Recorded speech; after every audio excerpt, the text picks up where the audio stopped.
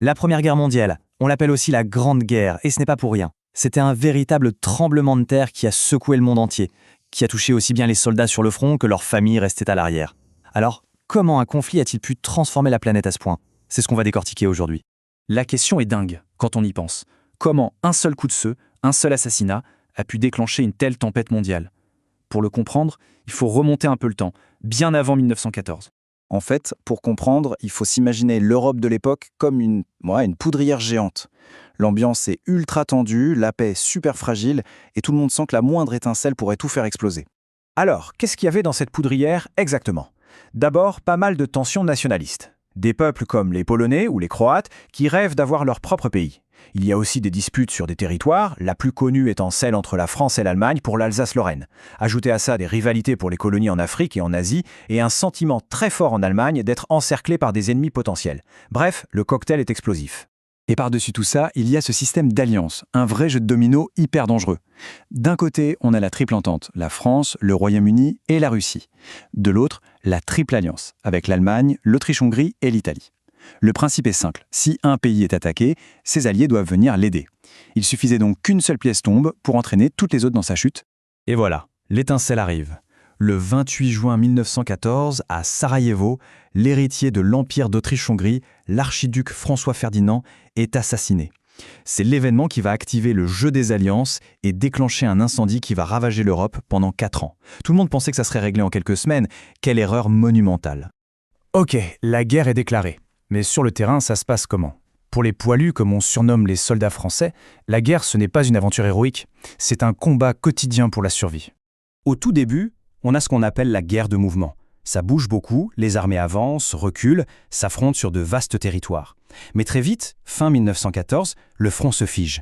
Les armées s'enterrent littéralement dans des kilomètres de tranchées. On passe à une guerre de position, une guerre d'usure, où l'on se fait face pendant des mois, voire des années. Et là, c'est l'arrivée de l'horreur industrielle. L'artillerie qui pilonne sans arrêt, les mitrailleuses qui fauchent des vies par centaines en quelques secondes, et puis l'arme la plus terrifiante peut-être, les gaz de combat.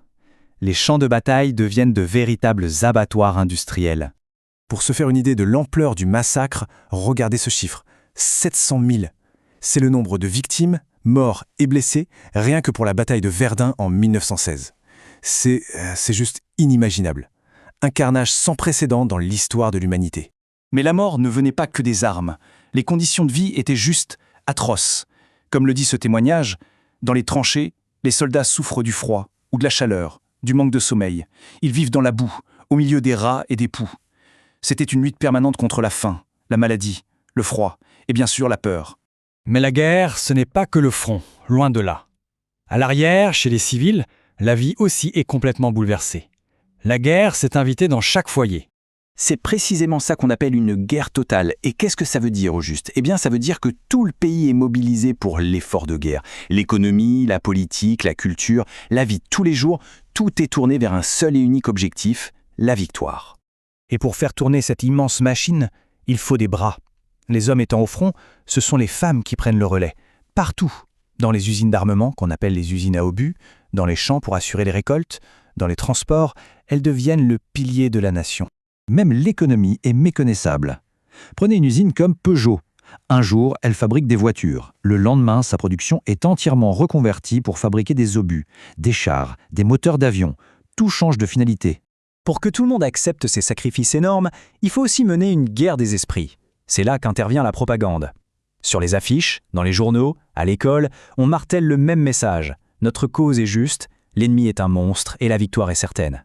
C'est essentiel pour maintenir le moral des troupes et de l'arrière. Et bien sûr, pour que la propagande fonctionne, il faut contrôler l'information. C'est le rôle de la censure. L'État surveille tout ce qui est publié.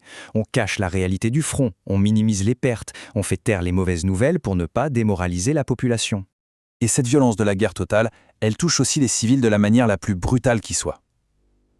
On ne peut pas parler de cette période sans évoquer le génocide des Arméniens par l'Empire ottoman, qui commence en 1915.